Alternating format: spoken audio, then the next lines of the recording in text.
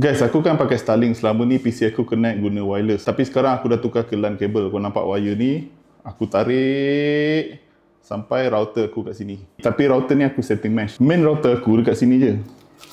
Nampak tak tingkap tu? Itu main router aku kat situ. So mesh aku dapat fully coverage pasal jarak dia tak jauh sangat.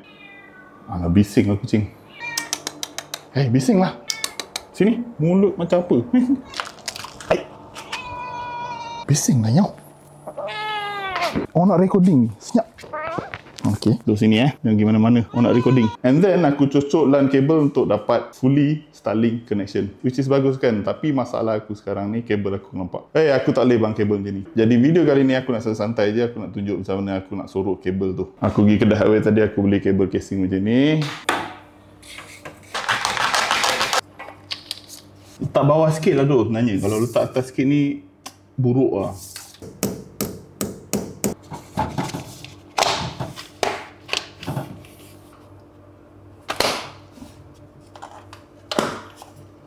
Lagi satu, kita tutup sini. Dia bukan apa tujuan dia. Aku tak nak bagi kabel ni visible dalam kamera time aku tengah shoot. Aku tak suka dia akan nampak tak cantik ni. Tempat bekerja hari-hari memang kena kemas kan. Kita pun tak suka working place kita. Masuk tempat kerja, duduk je kat meja bersepah-sepah kan. Macam tu lah aku rasa. Kita letak ni kat sini. Jadi macam ni rupa corner aku sekarang. Kemas sikit kan, dia tak nampak kabel hitam kan. And last kali, jom kita check speed Starlink berapa dapat. Speedtest.net. Okay, go.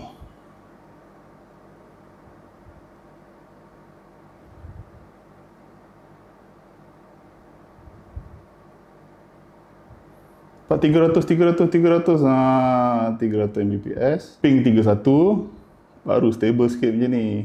Kalau nak main game online, ping kena bawah 50 baru dia stable. Atas 50 dia ada sedikit latency lah. Upload 20 lebih dan okey lah.